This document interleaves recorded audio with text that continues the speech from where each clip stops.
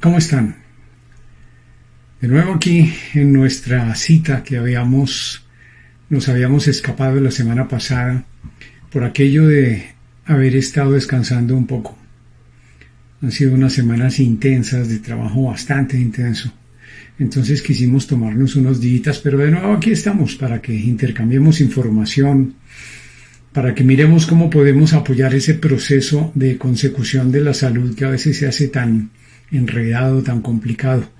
Entonces quisimos traer a colación un tema a solicitud de algunos de los pacientes, de ustedes que están allá al otro lado, que nos ven, sobre eso de las dietas, esa situación de las dietas, un tema sobre el que se escribe, se habla, se publica, se corren chismes. Es el origen de una buena cantidad de esos propósitos de Año Nuevo que casi nunca se cumplen y de un buen número de muertos, 41 o más cada año para ser preciso según la Organización Mundial de la Salud. Ese tema es la dieta. La dieta entendida como una suma de conductas orientadas a conseguir un objetivo de peso y salud de los individuos que la practican. Se pueden contar con un cronómetro en la mano el número de ellas que aparecen día por día, minuto a minuto, nuevas invenciones, nuevas propuestas de esas consabidas dietas, pero no todas son recomendables. No vamos a perder el rato aquí hablando de dietas exóticas como la dieta de la luna, como la dieta de comer atún con piña únicamente, esas dietas que definitivamente nacen simplemente de la inquietud de alguna persona individual. No, sobre eso no vamos a hablar. Quisimos traer a colación esas dietas propuestas por entidades con apoyo científico que están respaldadas por información científica para permitir de alguna manera valorarlas y tener alguna idea sobre cómo puede ser su funcionamiento, cómo puede ser su impacto hacia el futuro en la calidad de vida de las personas. En términos generales, muy generales, hay un pero en el trasfondo de la palabra dieta. Casi siempre se interpreta como un cambio de carácter muy temporal que se lleva a cabo con el propósito de perder peso. Dieta casi que es sinónimo de aguantar hambre por unos días, dejarse de tomar las gaseosas o dejar de comer los dulces que suele comerse todos los días, y finalmente, una vez que se alcanza la pérdida de peso que se quiere, de esos kilos adicionales, pues entonces simplemente se olvida, se deja de lado y con muchísima frecuencia se vuelve peor a esas costumbres iniciales. Hay una frase que repito con frecuencia y que me encanta, porque es una frase que no se sabe a quién pertenece, se le atribuye a Einstein, se le atribuye a Pambelé, pero en el fondo es una frase que contiene muchísimo de sabiduría, porque dice que no hay peor locura que hacer lo mismo una y otra vez esperando obtener resultados diferentes. Y eso es absolutamente cierto. Yo no puedo aspirar a mantener una misma conducta todo el tiempo, a estar haciendo lo mismo una y otra vez, a repetir las mismas conductas y esperar que me vaya a cambiar una situación. Así sea una situación en el peso corporal, en mi estado de salud, en el número de medicamentos que tomo, en fin, todos esos eventos. Entonces, hacer una selección, pues, implica en términos de dietas buscar algo que tenga respaldo científico. Entonces quisimos traerles acá algunas de las que están en boga en estos últimos años recientes, estas dietas que se ponen de moda cada cierto tiempo, y una de ellas utilizada durante algún tiempo de manera muy frecuente por los nutricionistas, por los profesionales de la salud, es la dieta de la Clínica Mayo. La dieta de la Clínica Mayo, para empezar, la Clínica Mayo misma es una empresa de salud de hospitales privados, es una empresa de hospitales privados muy grande, pero más que grande es prestigiosa porque hace muchísima investigación en muy diversos campos de la medicina. Y sus nutricionistas decidieron elaborar una dieta estandarizada para recomendársela a los pacientes que quieren perder peso, pero igualmente que les permita mantener una alimentación saludable a lo largo del tiempo. Es una dieta excelente como régimen de mantenimiento muy completa, segura, aunque no permite adelgazar tan rápido como otros planes. Antes de continuar, quiero hacerles una claridad. Estoy tratando de destacar las bondades de cada una de estas dietas de las que vamos a hablar, pero eso de ninguna manera significa que específicamente yo esté matriculado en alguna en particular de ellas.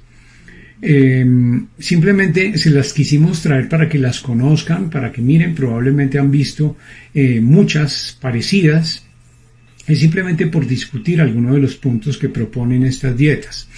Y la idea es que las evaluemos para que ustedes se hagan a su propia opinión y luego les expresaremos nuestra opinión en particular.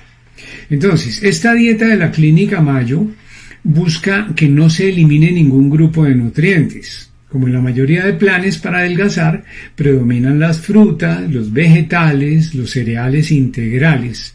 Es decir, no es solamente comer un cereal como el arroz o como el trigo, qué sé yo. Se trata de comer los alimentos que los granos específicamente, los cereales más específicamente, que sean integrales, porque eso de alguna manera les proporciona bondad, es decir, aquellos que vienen como con la cascarita, con la fibra, con ese tipo de cosas que no han sido modificados, que no han sido molidos, que no han sido blanqueados, como es el caso del trigo que se utiliza para hacer el pan, que como ustedes saben es una harina muy bonita cuando llega ya a la panadería, que se ve blanquita, finita, un polvo completamente reducido a polvo, pero ya ha pasado por muchísimos procesos, incluido el blanqueamiento, y en ese camino ha perdido todos sus nutrientes. Esta dieta Mayo quiere incluir todos esos nutrientes, esos grupos de nutrientes, y insiste en que no se suspenda ninguno de ellos, pero que predominen los cereales integrales. El objetivo de esta dieta, como la gran mayoría de ellas, específicamente la reducción del exceso de peso. Y muy lógico encontrar una forma de comer que se pueda conservar de por vida. Está centrada en cambiar la rutina diaria al generar conductas que puedan marcar una diferencia en el peso, como comer más frutas y vegetales. Una cosa que hemos mencionado en muchas oportunidades, destaca el hecho de que no hay que comer frente al televisor. No estar comiendo y revisando las redes sociales o los correos electrónicos. Hay que estar concentrado en que estoy comiendo. Cuando estoy distraído y como, seguramente voy a comer más de la cuenta, voy a comer muy rápido. Y una característica que une a todas las personas que tienen sobrepeso sin duda alguna es el hecho de que estas personas, como denominador común, son personas que comen bastante rápido.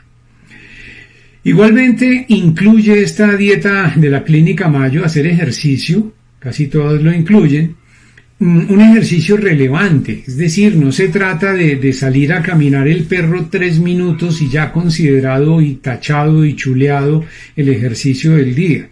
Estamos hablando de un ejercicio relevante que cubra por lo menos 30 minutos al día, pero que sea un ejercicio suficientemente enérgico para que cumpla su propósito. En la fase inicial de esta dieta se espera que el paciente pierda más o menos 2,5, 4,5 kilos. Eso generalmente puede suceder así en un principio, pero después tiende a estabilizarse. Es un esquema donde se incluyen más o menos 1.200 calorías. Para que ustedes se ubiquen, en actividad normal, un humano adulto normal, necesitamos aproximadamente unas 2.000 calorías por día. Luego estamos hablando que por lo menos hay 800 calorías menos de lo que habitualmente se toma en circunstancias normales, normalitas. Como consecuencia, pues sí, seguramente se va a perder peso porque al disminuir la cantidad de energía que estamos consumiendo hay que producirla de alguna parte y esa parte pues es gastar los tejidos que tenemos guardados generalmente en forma de grasa. Entonces son 1200 calorías que se busca que tenga en esta dieta. La idea igualmente es cambiar, adoptar 5 hábitos saludables. El paciente está en esa tarea de adoptar esos 5 hábitos, abandonar 5 hábitos negativos que tiene para comer y buscarse otros 5 adicionales a esos primeros saludables para que los vaya incorporando, tratando de ¿qué? De cambiar conductas, porque la única forma de cambiar una conducta pues es con otra conducta y de esa manera se puede buscar, se puede obtener algunos resultados rápidos, lo cual estimula a que se continúe en el asunto. Un desayuno típico que se propone en una dieta de la Clínica Mayo es un yogur descremado con un pedazo de fruta, media taza de avena, con un poco de leche y 2 cucharadas de uvas pasas. Eso además lleva un pedacito de mango, un cuarto de mango y una bebida sin calorías. Recuerden que no les estoy haciendo recomendaciones, únicamente les estoy describiendo cómo proponen en la dieta de la Clínica Mayo que se haga una dieta para bajar de peso. El almuerzo típicamente proponen que sea una ensalada de pasta elaborada con una lata de atún, 4 tazas de pasta cocida, pasta común y corriente, 2 tazas de zanahoria y calabacín en cuadritos y 4 cucharadas de mayonesa baja en calorías, con de pronto una naranja. No sé, le proponen que de pronto se puede comer un pastelito de quinoa, de batata, una ensalada mixta sin grasa en el aderezo, quiero decir, y una bebida sin calorías. Esa es la propuesta de almuerzo que le hacen a una persona en esta dieta de la Clínica de Mayo. En la última comida del día, la cena, la propuesta es que se coma una tercera parte de una pizza de queso mediana, una ensalada verde que consiste en tomate en rodajas, cebolla cabezona, champiñones y un par de cucharadas de vinagreta, una pizza de pan árabe con 3/4 de taza de frutas mezcladas y una bebida de nuevo sin calorías. Esa es la propuesta de la dieta de la Clínica de Mayo. Además, le permiten al paciente que se coma unas medias nueves y unas onces. Le proponen, por ejemplo, que las medias nueves sea una manzana, es decir, más fruta, y las onces puede ser un poco de pimientos de esos que son pequeñitos, que se llama pimiento morrón, en julianitas, con 2 cucharadas de humus. El humus de garbanzo, que lo hemos visto en varias de las recetas que hemos propuesto en los cursos que hemos hecho con ustedes. Esa es la dieta de la Clínica de Mayo. No me simpatiza mucho, aparte de que tiene una serie de los elementos que a mí me parece que en general perjudican a las personas.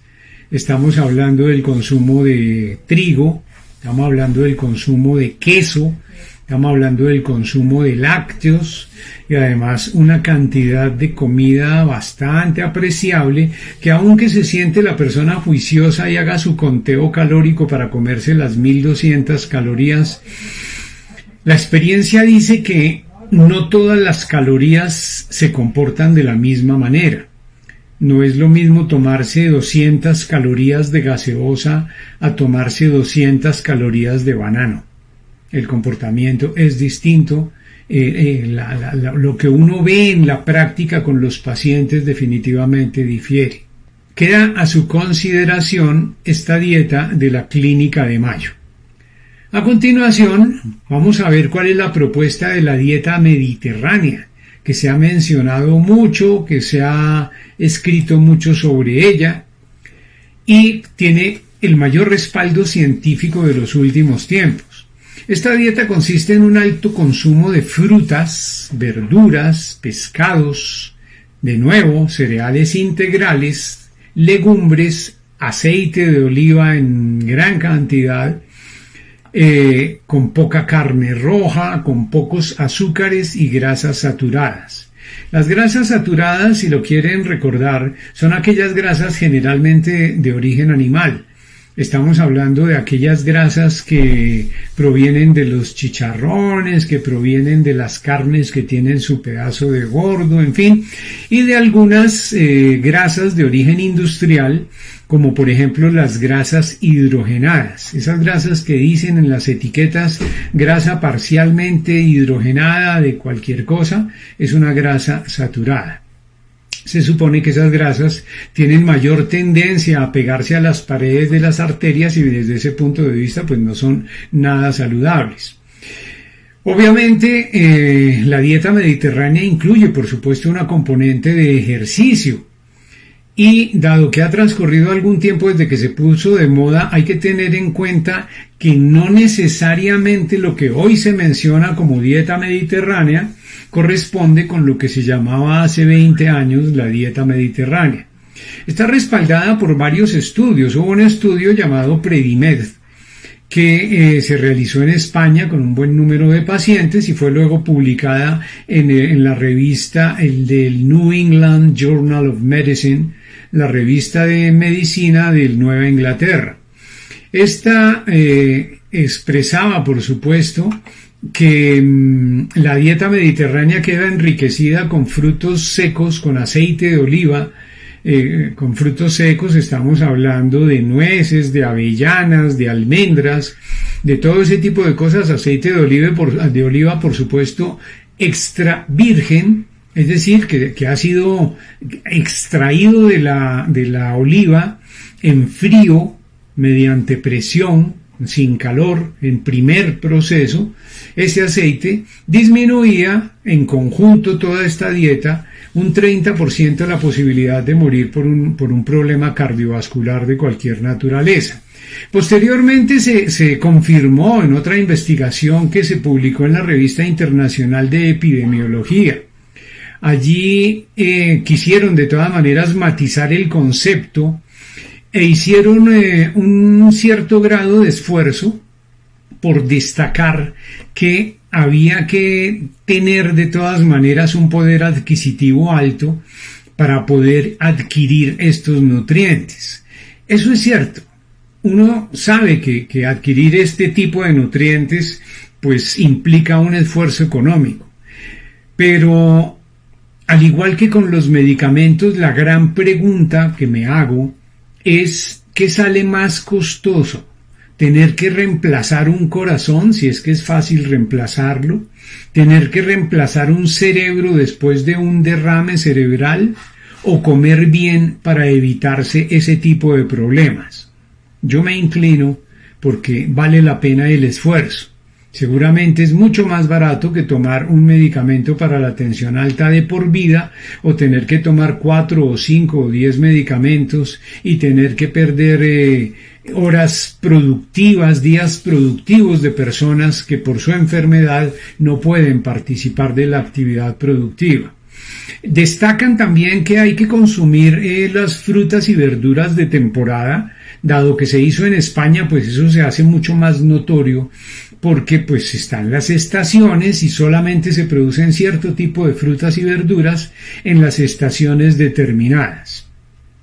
El tener a la mano esas frutas y verduras en una estación determinada permite que se consuman pues en el mejor momento, en su mejor estado de maduración y por supuesto con la mayor presencia de todo eso que hemos mencionado siempre, de las moléculas bioactivas, aquellas que más allá de nutrir, de aportar una caloría, un azúcar o un carbohidrato, lo que hacen es aportar un elemento que permita que el organismo prevenga o se defienda de enfermedades.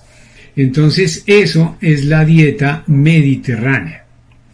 Hay otra propuesta, también movida por el Instituto Nacional de Salud de los Estados Unidos, fue quien la desarrolló, ellos la desarrollaron, se llama la dieta DASH. La dieta DASH. La dieta DASH es un acrónimo que en inglés dice Dietary Approaches to Stop Hypertension. Es decir, en un enfoque alimenticio para detener la hipertensión. Es un problema bastante serio, hay mucho problema cardiovascular en el mundo y particularmente en Estados Unidos. Fue desarrollada, como les decía, por el Instituto Nacional de Salud de Estados Unidos como una dieta específica, orientada específica y taxativamente para ayudar a manejar a los pacientes con tensión arterial alta. La tensión arterial alta, que es un problema silencioso, mata gente también de manera silenciosa, va deteriorando absolutamente todo en el organismo. Entonces se buscó hacer una dieta que permitiera que estas personas manejaran mejor su hipertensión. Pero a pesar de que no nació como una dieta específica de adelgazamiento, la dieta DASH contribuye a que efectivamente la persona pueda perder peso si la hace con juicio. Las grasas saturadas, es decir, las grasitas provenientes de los chicharrones, las grasitas provenientes de la carne gorda, de los asados, de las salchichas, de todo ese tipo de comidas, están prohibidas en esta dieta DASH. Los azúcares refinados, los azúcares que han sido procesados, todo ese azúcar que vemos en los supermercados, que ha sido blanqueada, puesta bonita, y obviamente los productos que se elaboran a partir de ella, y lo que llaman popularmente los carbohidratos, es decir, las harinas, lo que llaman popularmente las harinas, están prácticamente prohibidas. Es una dieta muy variada que, al igual que las dos anteriores, se privilegia el consumo de frutas, verduras. Aquí se habla de lácteos bajos en grasa y cereales integrales, así como carne, pescado, legumbres, pero de una manera más restringida. Esta dieta incluye un plan de actividades de ejercicio físico. Independiente de la dieta, independiente de cualquier consideración, las bondades del ejercicio físico no se pueden describir, créanme. Ustedes pueden buscar por todos los medios, pero no hay nada untado, tomado, inyectado que sirva para sustituir el ejercicio físico. Uno ve con tristeza que la gente a veces va a los gimnasios y empieza a buscar que el entrenador le dé el correspondiente casi que sustituto del ejercicio, o que le dé algo que le permita que el ejercicio en 3 días de ejercicio, en 4 semanas, ya tenga bíceps de Arnold Schwarzenegger o tenga qué sé yo qué cualidades fisicoculturistas. Por supuesto que eso no funciona y muchas veces es bastante peligroso.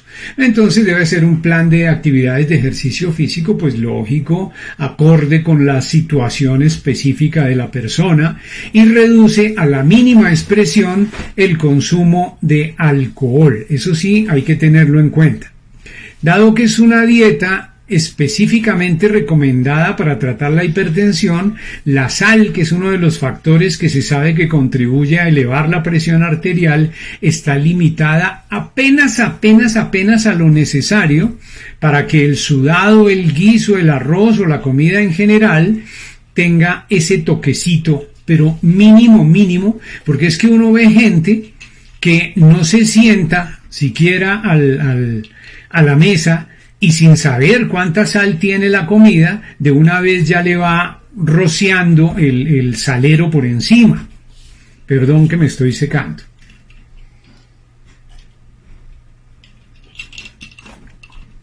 Ahí, por ejemplo, se justifican lo que con alguna frecuencia le decimos a los pacientes que vale la pena conseguir. Hay unos sustitutos de sal que se pueden utilizar de manera muy ventajosa. Uno de ellos es el gomacio. El gomacio es una combinación de ajonjolí, el ajonjolí que ustedes conocen, ese granito pequeñito, amarillo, dorado, tostadito, que sabe como a maní. ese granito se puede triturar, o se puede simplemente así, pero es mejor tostarlo y triturarlo para revolverlo con un tricitico de sal de cocina. Para quienes prefieren más sabores, se le puede adicionar un poco de por ejemplo, picante, de ají, de curry, de todos esos otros condimentos, con el fin de sustituir tanto como sea posible la sal en la comida. Que para cualquier caso, se sea hipertenso o no, se tenga problemas del corazón o no, pues es conveniente que la persona disminuya el total de sal que consume. Hay una serie de especias también que venden preparadas específicamente para sustituir no la sal como tal, porque no van a aportar sal, sino para sustituir el sabor, dar un sabor distinto al que puede dar la sal, pero igualmente agradable. Entonces son mezclas que se hacen de especias y se pueden conseguir con mucha frecuencia. Les recomiendo a las personas que pueden ir a una tienda específica a conseguir esas sales. Quienes quieran me preguntan y con mucho gusto les oriento para que las consigan. Además, con una ventaja: para quienes hacemos ejercicio, esas sales se pueden utilizar para hacer la bebida de hidratante correspondiente para el gimnasio. En mi caso particular, mi jarro de beber en el gimnasio tiene 2 litros de capacidad. Yo lo lleno, le adiciono una cucharadita de bicarbonato y le pongo media cucharita pequeña, muy pequeña, de sal de distintos tipos proveniente de distintos lugares del mundo. Sal negra de la India, Kala Namak, sal de Hawái, sal del desierto de Atacama, en fin. Y eso puede armar una bebida para hidratarse durante el ejercicio bastante ventajosa, sin los problemas del azúcar que aportan las bebidas convencionales. Muy bien. La siguiente dieta es la dieta flexitariana. Un nombre bastante peculiar, pero se refiere a aquellas personas que quieren llevar una dieta vegetariana, pero que de cuando en cuando quieren consumir algunos productos de origen animal como mariscos, pescados, aves, en fin. Algunos pensarán que entonces todo el mundo entra dentro de este concepto, porque todo el mundo deja de comer carnes a ratos y después come. Pero no, realmente la dieta predominan los elementos verdes, los elementos de origen vegetal, y el consumo de productos de origen animal es más bien ocasional o excepcional. Lo que define la frecuencia en este tipo de ingesta de alimentos es eso precisamente, que es muy de cuando en cuando que la persona ingiere. Se permite en esta dieta flexitariana, aparte de hacer el énfasis en el consumo de frutas, vegetales y cereales integrales y las correspondientes proteínas vegetales, pues se busca también el consumo complementario de huevos y lácteos. Esto estamos hablando de vegetariano, distinto de si es vegana, que definitivamente no admite ningún tipo de producto de origen animal. La carne como tal se añade solo en muy pequeñas cantidades como ingrediente, por ejemplo, un plato de pasta con salsa boloñesa o algunas escasas ensaladas. Quiero comentarles que con todo y la bondad que supone la dieta vegetariana o la dieta vegana, tengo no pocos casos de personas que quisieron incursionar en el vegetarianismo y resultaron muy emproblemadas, pero bastante emproblemadas. Son personas que de pronto no tuvieron la asesoría suficiente para buscar los sustitutos de lo que se deja de comer, y en esas condiciones pues el organismo se resiente y termina por hacer manifiestos muchas veces de manera bastante vigorosa esas carencias que se están dando, porque se acentúan por supuesto las carencias. No podemos de ninguna manera prescindir de las proteínas. El hecho de que nos llenemos mucho con cereales o con frutas o con productos de este tipo, pues no necesariamente significa que nos estemos alimentando bien. Entonces, cuidado con las dietas vegetarianas sin una buena asesoría, porque se termina con problemas a veces bastante serios. Otra dieta que ha sido bastante utilizada es la dieta Power. Esta dieta Power es un programa también de adelgazamiento, pero tiene como objetivo específico los hombres. La bautizaron Workplace Power, es decir, es un acrónimo, igualmente en inglés, proviene de Estados Unidos, dice Preventing Obesity Without Eating Like a Rabbit, prevenir la obesidad sin comer como un conejo. Es un poco chistoso el nombre. Sucede algo dentro de el género masculino, y es que con mucha frecuencia no se reconoce o no se le da importancia al sobrepeso. De hecho, en muchas regiones del país incluso aún se le considera como señal de prosperidad el hecho de tener una barriga prominente. Entonces, si se tiene una barriga prominente y estoy en un medio donde todo el mundo tiene más de 100 de cintura, pues entonces probablemente no me interese tener más de 100 de cintura. Y créanme que el asunto va muchísimo más allá de la simple estética. Es un asunto que tiene bastante que ver con enfermedades crónicas. Tarde que temprano, más temprano que tarde, una persona con esas características va a terminar con mínimo problemas cardiovasculares, con diabetes, con hipertensión, con alguno de estos problemas que suele suceder. El 70% o más de los adultos masculinos tienen algún grado de sobrepeso, y eso es bastante preocupante.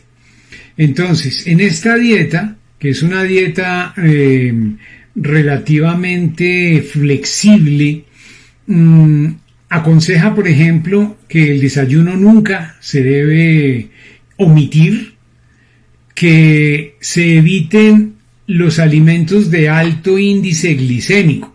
Si ustedes recuerdan, hemos hablado en varias oportunidades de aquellos alimentos que prácticamente el organismo recibe y se chupa, por así decir, sus azúcares de manera muy rápida. Cuando eso sucede, la respuesta inmediata es que se produce, por supuesto, una hormona llamada insulina para poder manejar ese azúcar que se ingirió, y como consecuencia de ese disparo de insulina empieza a haber actividad inflamatoria en el organismo en general. Desafortunadamente no es actividad inflamatoria que uno pueda ver, que uno pueda apreciar, que uno pueda sentir en alguna parte o sentir algún sitio que está colorado, está rojo, está doliendo, no. Es una inflamación que se disipa por todo el organismo y empieza a hacer daño de manera silenciosa, pero permanente y acumulativa. Entonces se dice que en el desayuno de esta dieta Power hay que ser generoso con el desayuno, no omitirlo, decíamos, evitar los alimentos de alto índice glicémico, los que suben la insulina porque suben el azúcar rápidamente en la sangre, y consumir un grado relativamente alto de proteínas, porque las proteínas hacen que uno se sienta lleno durante más tiempo, y así se evita salir corriendo a la tienda de la esquina a comerse la empanada con la gaseosa. Esa es la idea. Los huevos son una buena opción que proponen en esta dieta. Para el almuerzo proponen las ensaladas, y de pronto si le quedó un poquito de la comida de ayer, pues se puede utilizar para ese almuerzo. Y si se va a comer fuera, hay que tratar de no consumir aquellas cosas que suelen vender preparadas con grasa, que desgraciadamente son casi todas. Ofrecen, por ejemplo, una pechuga a la plancha. y resulta que se va a ver y esa pechuga de la plancha está prácticamente sumergida en aceite, porque así es como la ponen a asar en la plancha, con una gran cantidad de aceites baratos encima, aceites quemados. En la comida, en la última comida del día, en la cena, dicen que hay que pensar en proporciones, es decir, la mitad del plato, si el plato fuera un reloj, acuérdense, la mitad de ese reloj, la mitad de ese plato deben ser vegetales. Un cuartico de plato debe ser proteína y un cuartico debe ser carbohidratos. Recuerden que no les estoy haciendo recomendaciones, les estoy apenas describiendo estas múltiples opciones de dietas que se ponen de moda y se las presento para poderles contar el pero que tienen incluido estas dietas. Hay que tratar de llevar en esta dieta Power, sugiere, y realmente lo sugerimos nosotros también, que hay que hacer lo posible por llevar comida de la casa. No espere a tener que buscar comida en los alrededores de su oficina, porque generalmente es comida que va a estar cocinada con aceites de baja calidad, comida que va a estar, si son fritos, hechos con aceites que se han reutilizado muchas veces, y eso definitivamente está lejos de ser saludable. Así que trate de que no se incluyan ese tipo de alimentos preparados en restaurantes. Lleve comidita de su casa, lo que pueda. Es muy fácil hacer una preparación. Estaremos dedicando alguno de los programas posteriores a hacer eso que llaman hoy día el cocinado por lotes, que facilita poder tener la comida para llevar a la oficina. Es claro que muchos tenemos el problema que se trabaja todo el día, no se puede regresar a la casa, los dos integrantes de la pareja están ocupados, entonces hay que correr al restaurante. Así que lo mejor es valerse de algunas técnicas que le permitan tener comida preparada para que así se facilite el no consumir esos aceites malucos. Otra cosa es pensar antes de comer. Hay que pensar en varios de esos eventos que hemos venido hablando para no simplemente llenarse. Eso supone estar consciente de lo que se come, no estar comiendo frente al televisor o revisando correos o respondiendo chats en cualquiera de los medios de las redes sociales. Sobre todo hay que tratar de mantener al menos un mínimo de movimiento, mantenerse en pie, caminar todo lo que se pueda, así sea solo dentro de la oficina, subir las escaleras en vez de utilizar el ascensor, estacionar el carro o bajarse del bus lejos de la oficina para poder caminar. Obviamente hay que ir con tiempo, porque moverse ayuda a completar los objetivos propuestos cuanto antes. La otra dieta que les queríamos presentar hoy es la dieta TLC. Es otra dieta diseñada por el Instituto Nacional de Salud, aunque esta dieta tiene como objetivo específico ayudar a combatir el colesterol, bajo el supuesto de que el colesterol lleva a problemas cardiovasculares, y al tener problemas cardiovasculares, pues se va a terminar con todas esas afectaciones que ya sabemos. Entonces, esta dieta, orientada como está para combatir el colesterol, es una dieta ideal para todos los perfiles, según dice el Instituto Nacional de Salud. Es saludable, completa y segura, dice el Instituto Nacional de Salud de los Estados Unidos. No les estoy haciendo recomendación, simplemente les estoy haciendo un recuento de lo que propone cada una de estas dietas. Este es un régimen con un enfoque muy basado en el hágalo usted mismo. Es flexible, pero requiere de gran compromiso, porque no está tan pautada, tan dirigida, tan estructurada como las otras dietas. Aquí la idea es reducir a la mínima expresión el consumo de grasas, en particular las grasas saturadas, es decir, aquellas de origen animal o algunas industrializadas. Se privilegia el consumo de cereales integrales, de nuevo, ya hemos explicado que son aquellos que vienen lo más natural posible, sin modificaciones. Se privilegia el consumo de fruta, de vegetales, de pescado y pollo sin la piel. Miradas en conjunto, todas estas dietas, todas tienen en común un alto consumo de alguna forma de carbohidratos. Hay una excepción que vale la pena mencionar y es una dieta que es la dieta hiperproteica. Con algunos nombres, con algunas variaciones, se maneja en los chismorreos de gimnasio y se hace con alguna frecuencia. Como el nombre lo indica, se centra básicamente en el consumo de proteínas. El problema estriba en el tipo de proteínas que se consume, porque tratando de consumir ese tipo específico de proteínas, entonces la persona incluye una gran cantidad de embutidos en su dieta.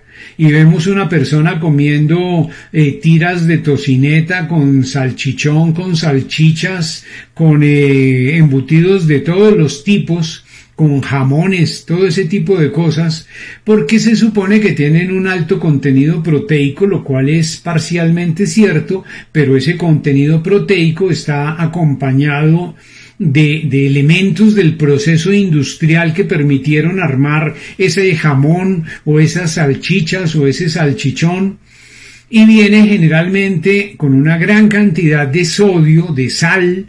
Es una de esas formas invisibles de sal que se consumen y, no sé, en mi opinión definitivamente es de las que menos debería utilizarse. La he visto utilizar en pacientes muchas veces, eso es mágico, bajan una gran cantidad de peso en un tiempo relativamente corto porque solamente les permiten comer proteínas, no importa el tipo de proteínas que coman, quesos, lo que sea, pero generalmente ve uno después el rebote, generalmente ve uno después el aumento de la inflamación sistémica de bajo nivel, esa inflamación que va con nadadito de perro, que va afectando de manera muy callada, muy soterrada la salud absolutamente de todo el organismo.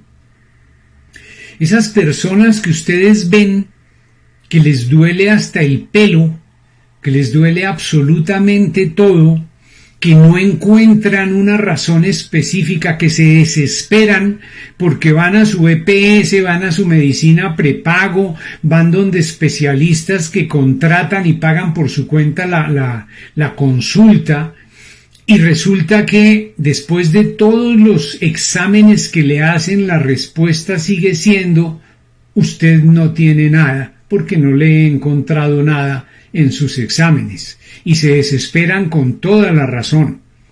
Esas personas muy probablemente son un ejemplo de esa inflamación sistémica de bajo nivel que está atacando de manera callada, de manera soterrada, produciendo daño acumulativo en el organismo, daño que se va acumulando cada vez más. Yo creo que uno puede decir más o menos que no todas las calorías tienen el mismo destino ni terminan en la misma forma.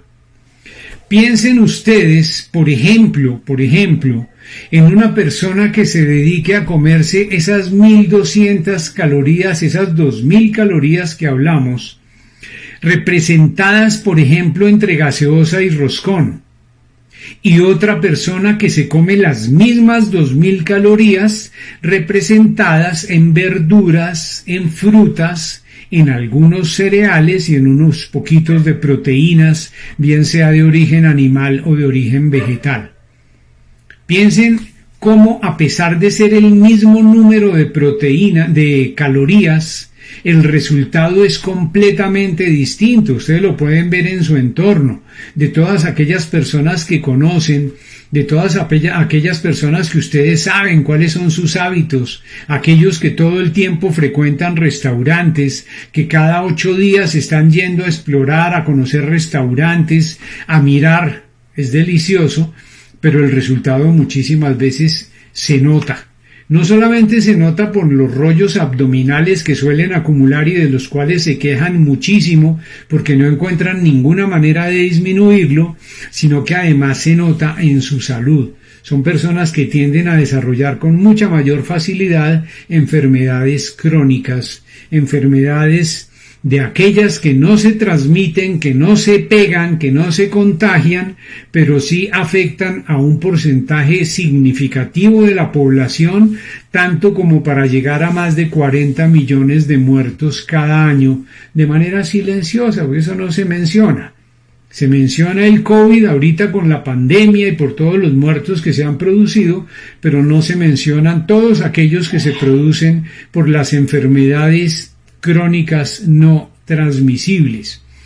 Así que ese es el asunto.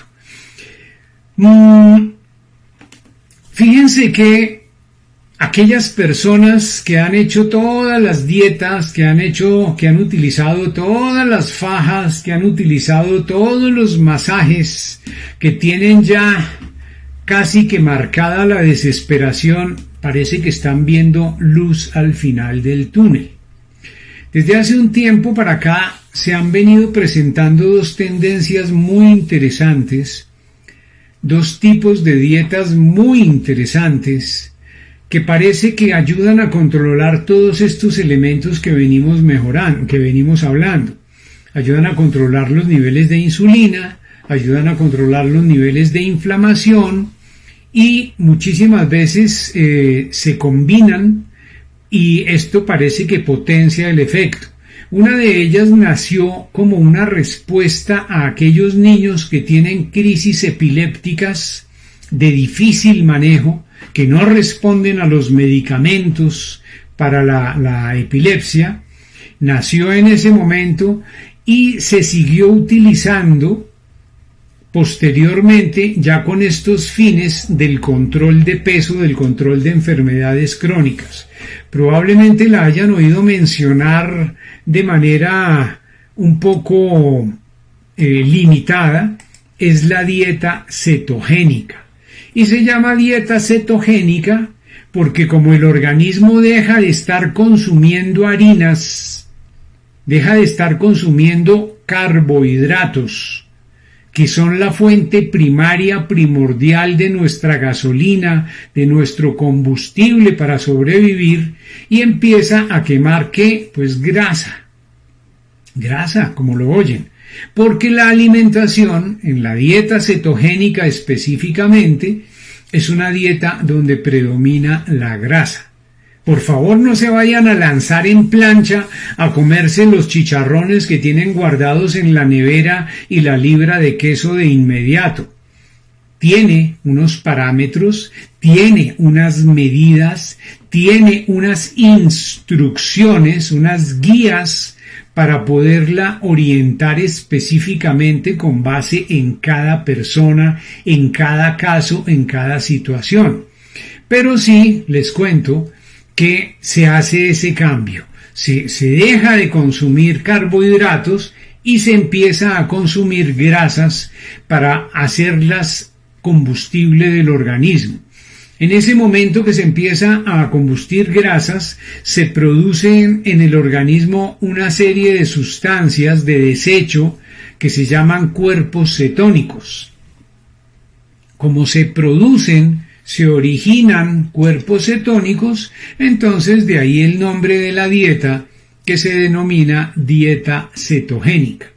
Al parecer se habla muy bien de ella porque una de las cosas que se ve en primera instancia es que empieza a disminuir el rollito del abdomen. Eso es bastante positivo por todas las implicaciones que tiene.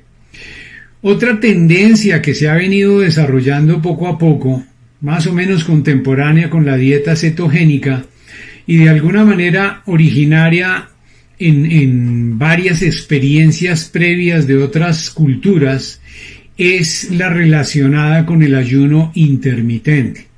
Como el nombre lo indica, se trata de eso. De manera voluntaria, consciente de la situación, se deja por periodos que pueden ir entre horas y días de consumir cualquier tipo de alimento. solamente se consumen líquidos. Y este tipo de dietas, tanto la cetogénica como el ayuno terapéutico, el ayuno intermitente, pareciera que reacomodan los procesos metabólicos del organismo y empiezan a funcionar de nuevo algunas cosas que habían dejado de funcionar. De nuevo les insisto, por favor, no estoy de ninguna manera diciéndoles que arranquen mañana a hacer ayuno aprovechando que es Semana Santa. No estoy diciendo eso. Estoy diciendo que esperen para hacerse a la información. Quiero ponérselas en conocimiento por lo menos de su existencia, y ya en algunos espacios posteriores estaremos hablando en detalle de la forma de utilización, de la forma de aplicación, tanto de la dieta cetogénica como del ayuno intermitente.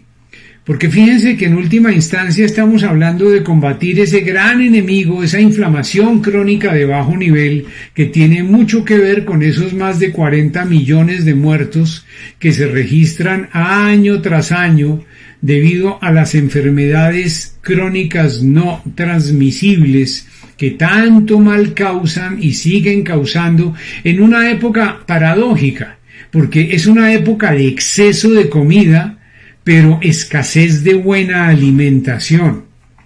Y todo esto para llevarlos a pensar con esta frase: no se trata tanto de comer menos, se trata de aprender a comer mejor. Eso es Nutrapédica.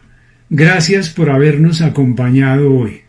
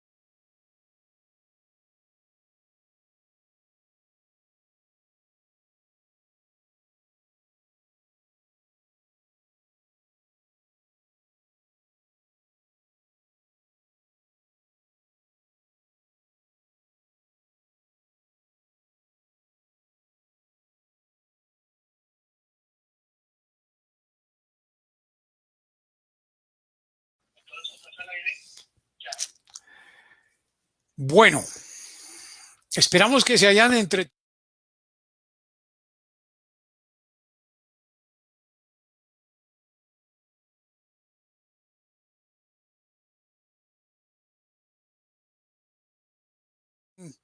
de las que más se cuentan, pero particularmente porque tienen algún trasfondo científico. Dietas se encuentran en internet todas las que ustedes quieran, pero la idea pues tampoco es saltar a la torera sobre ellas y hacer cualquier cosa que caiga, sino el mirar aquellas que pueden ser, que pueden considerarse por lo menos porque tengan algún trasfondo científico. Nos encontramos. Hay que comer cereales integrales, hay que comerse una gran cantidad de frutas y pues sí, por supuesto, todas incluyen verduras. Pero uno se pregunta, y es lo que a veces surge la inquietud. ¿Será que ese alto consumo de cereales, de carbohidratos, de harinas, tiene algo que ver con esta gran cantidad de problemas que se presentan de la inflamación sistémica de bajo nivel? Y pareciera que sí. Eh, Hemos estado trabajando con algunos pacientes en hacer el intento, especialmente cuando aquellos pacientes que están muy enfermos, que tienen problemas crónicos de los que siempre hablamos, de tensión arterial alta, que tenemos problemas de diabetes, que tenemos problemas de osteoporosis, de artrosis. Hemos ensayado a lograr que esos pacientes hagan un cambio. Es un cambio muy sencillo. El cambio, teniendo en cuenta todo esto que venimos hablando durante este rato, consiste en eliminar de tajo completamente, a reducirlo a una mínima, pero mínima expresión, la cantidad de harinas que se come durante el día.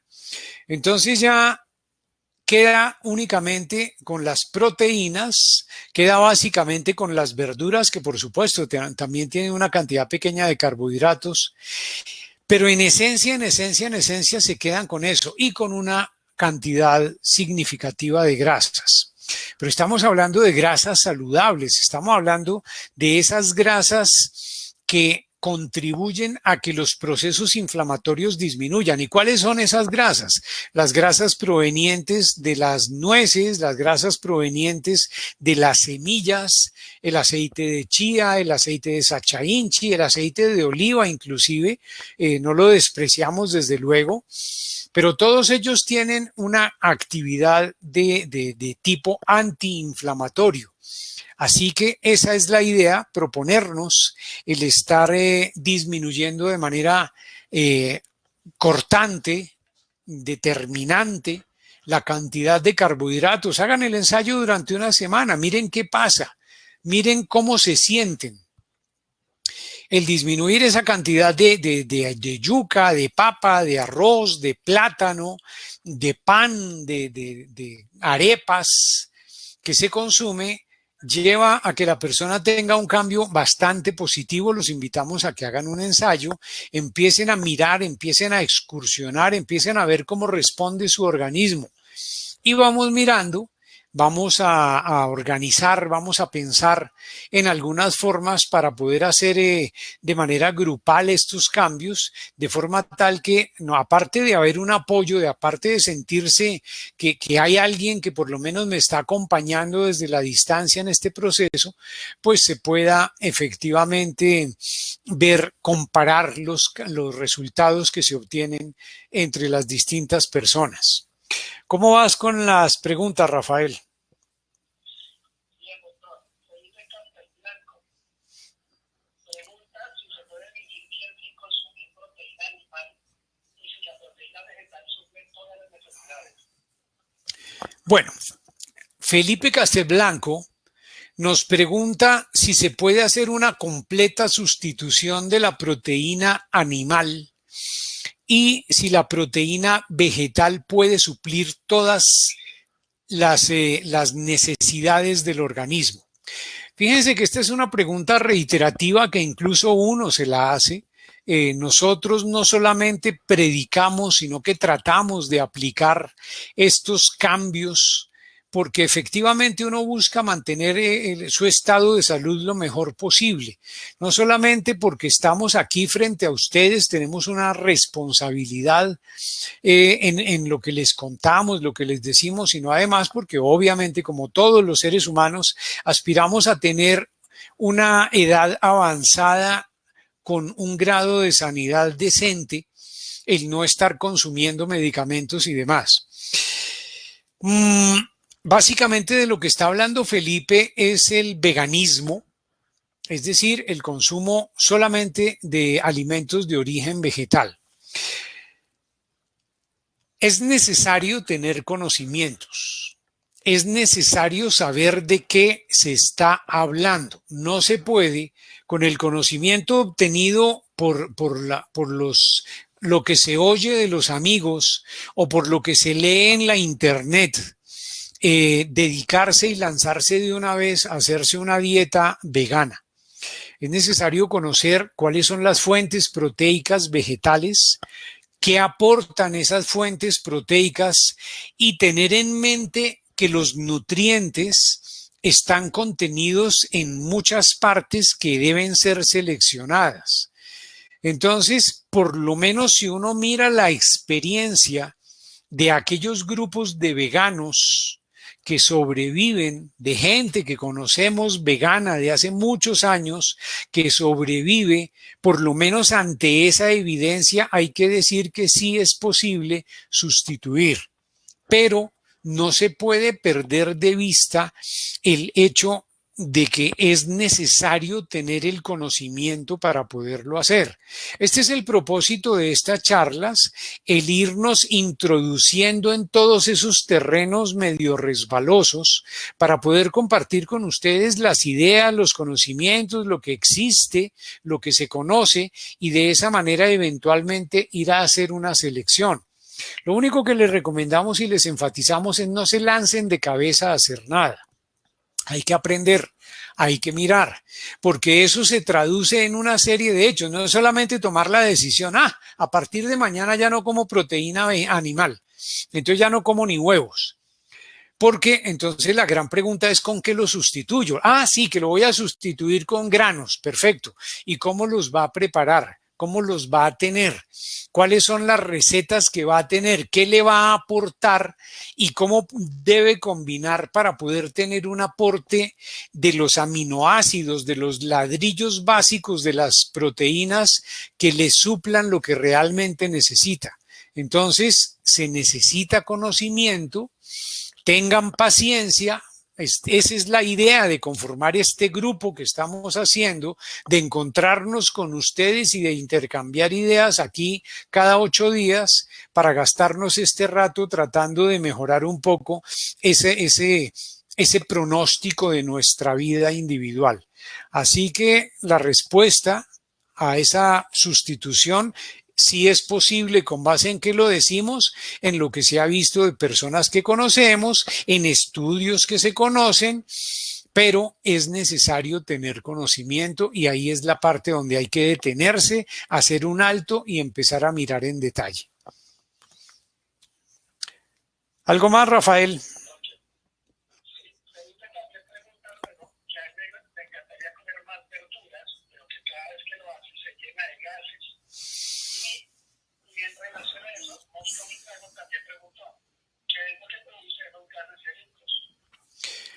Bueno, hay dos personas que nos están preguntando, nos están planteando más bien su intención, su inquietud, porque al incrementar la cantidad de verduras que consumen, entonces empiezan a tener problemas de gases abdominales y todos esos rollos, molestias, en fin. Hemos hablado muchísimas veces y queremos enfatizar una vez más en la importancia de mantener la salud del intestino, del aparato gastrointestinal en general.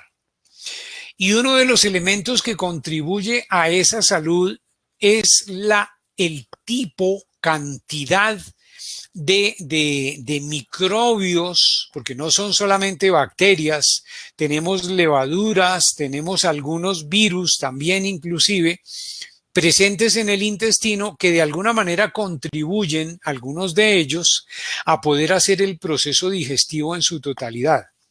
Cuando está alterada esa cantidad y ese tipo de esos animalitos que nos ayudan a hacer los procesos digestivos, pues entonces vienen procesos fermentativos que hacen que se produzcan gases en el intestino. Así que el punto de partida, por eso acabamos de decir, hay que tener conocimiento. El punto de partida, pues, es tener conocimiento. Inicialmente, en principio, hay que empezar por lo menos a sembrar los bichitos correctos en el intestino. ¿Cómo se siembran? Hay algunas preparaciones en el mercado, algunas más costosas, otras menos costosas, pero todas en general tienen algún precio. La forma más fácil de poder educar el intestino, de poderlo preparar para todos estos propósitos, es haciendo dos cosas específicas. Una, el consumo paulatino, incremental, poco a poco, de fermentados. Estamos hablando de fermentados, de guarapitos, de masatos, de ese tipo de cosas que se van incrementando. Las cantidades que se consumen se van subiendo muy poco a poco para poder poblar el intestino. Y el segundo paso es incrementar la cantidad de germinados. Los germinados se puede decir que hacen un proceso de autodigestión. Entonces contribuyen, uno, a que podamos asimilar mejor los nutrientes porque ya vienen rotos, preparados para la digestión, y dos, facilitan los procesos en el intestino. Entonces, hacer germinados es muy sencillo. Visiten nuestra página, visiten nuestro blog de erzapata.net. Hay una recomendación respecto a cómo germinar lentejas, por ejemplo. Es el mismo procedimiento que se puede aplicar para germinar muchos granos, y esos granos predigeridos prácticamente le van a contribuir a que su intestino se prepare mejor y tenga menos problemas de gases y tenga menos problemas de llenarse de gases cuando usted consume vegetales. Pero es un proceso que hay que hacerlo poco a poco, con paciencia. El cuerpo no se va a acostumbrar porque simplemente yo tenga la idea de hacerlo. El cuerpo se acostumbra porque le doy los elementos con que hacerlo. ¿Sí? Luz Angélica Echeverri, doctor, específicamente, ¿qué son los carbohidratos? ¿Qué alimentos son carbohidratos? Bueno, Luz Angélica nos pregunta que específicamente qué son los carbohidratos. A ver, ¿cómo se los ponemos de manera sencilla?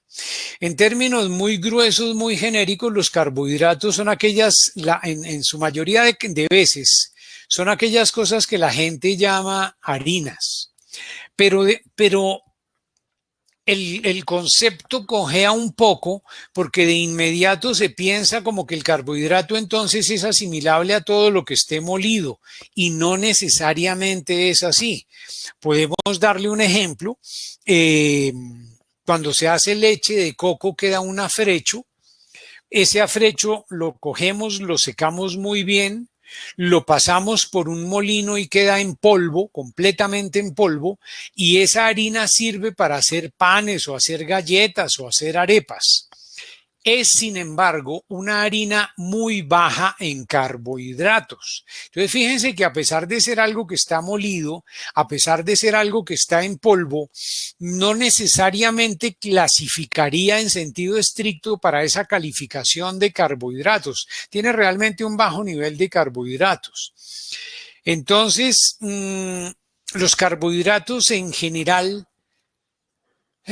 pudieran definirse, para entendernos, como esas harinas contenidas en los alimentos que se pueden volver azúcar, como las contenidas en los alimentos que contienen bastante almidón, como es el caso de la papa. Cuando ustedes ponen la papa a remojar, ven que sale esa agüita con algo más o menos blanco. Eso es almidón. Lo que sucede con el plátano, lo que sucede con las frutas por su contenido de azúcar, esos son carbohidratos que, a pesar de no estar molidos y a pesar de no estar en harina, pues son carbohidratos que contribuirían de alguna manera a los procesos de inflamación que queremos evitar. Una cosa sí hay que tener clara, y es que mientras más refinados, mientras más bonitos, mientras más blanqueados, como sucede con la harina de trigo para el pan, muy probablemente van a generar más problemas. Así que esa sería como la aproximación a la definición de carbohidrato que les pudiera dar para que nos entendamos, pero están presentes en todos aquellos alimentos que contienen almidones, que contienen azúcares, frutas, los tubérculos, Eso son carbohidratos, esos son harinas, como las conoce popularmente la gente. ¿Algo más? Dos preguntas relacionadas. Mónica Buitrago pregunta cómo hacer ayunos de manera controlada y Miriam Lipe por cuánto tiempo se debe hacer el ayuno.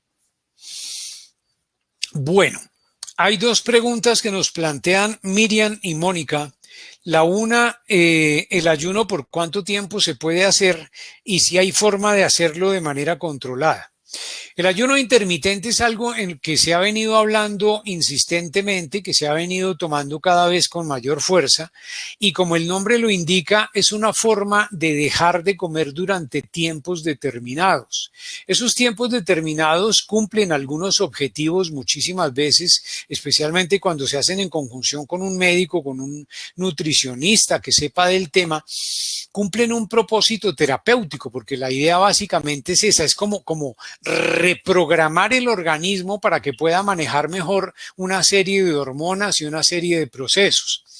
Entonces, ¿cuándo se puede hacer? Uno puede hacer ayunos que van desde 6 horas, desde 18 horas, hasta hacerlo de varios días. De nuevo, vuelve la inquietud, hay que tener el conocimiento que se adquiere de manera paulatina.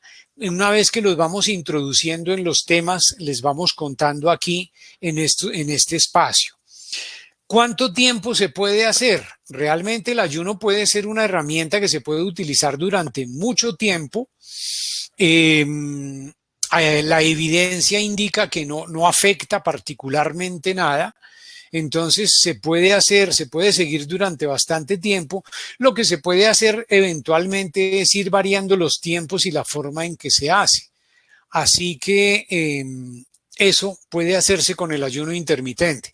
Tengan paciencia, vamos a ir introduciéndolos poco a poco en estos temas para eventualmente desarrollar un grupo donde hagamos un ejercicio con los dos, con la dieta cetogénica y con el ayuno intermitente, pero se requiere, como les decimos, conocimiento para poderlo aplicar, para poderlo hacer de manera que no vaya a correr ningún peligro la salud. Así que tengan paciencia y vamos desarrollando poco a poco la situación. Pero la respuesta es definitivamente sí se puede hacer, puede variar en términos de la cantidad de tiempo que se utiliza, que puede ir desde horas hasta días y puede extenderse en el tiempo sin problema hasta ahora que se sepa durante bastante tiempo. Felipe Castelblanco, si el arroz es un cereal, porque dicen que engorda, ¿tiene carbohidratos también? Felipe vuelve y pregunta y nos dice que si el arroz es un cereal, ¿por qué dicen que engorda y que si tiene carbohidratos? Bueno, es importante que aclaremos, volvemos al mismo punto, adquisición de conocimientos. Fíjense ustedes que si hacen un análisis, por ejemplo, de la guatila, van a encontrar que la guatila tiene carbohidratos. Si hacen un análisis comparativo entre la guatila y la auyama, van a encontrar que ambas tienen carbohidratos, pero los niveles de carbohidratos que tienen una y otra varían bastante. Lo mismo sucede con el arroz. Fíjense además que hay muchísimos tipos de arroz y ellos solos, siendo todos arroz, difieren en el contenido y tipo de carbohidratos que se tienen. Recuerden igualmente que hemos mencionado en varias oportunidades que los carbohidratos de alguna manera se pueden manipular un poco. ¿Manipular en qué sentido? En que el cuerpo no se los pueda absorber tan fácilmente. Esos carbohidratos los denominamos almidón resistente. Entonces, ese almidón resistente al llegar al intestino, en vez de pasar casi que directo como pasaría el almidón de la yuca, se detienen sobre la superficie del intestino, se interactúan con las bacterias que están presentes allí y de hecho restringen, limitan un poco la absorción de los otros carbohidratos. Luego, para efectos prácticos, ayudan de alguna manera a controlar la absorción general de los carbohidratos en el intestino. ¿Y cómo se logran los almidones resistentes? En general, aquellas comidas que contienen carbohidratos se cocinan, se congelan y luego se vuelven a calentar. Ese proceso de calentamiento, de cocción, de calentamiento, de enfriamiento, hace que cambie la forma del almidón y de esa manera se absorba menos. Así que con el arroz aplica lo mismo. Los distintos arroces tienen distintos niveles de carbohidratos y por supuesto también tienen que ver mucho dos cosas. Uno, cuánta grasa se utiliza para preparar ese arroz.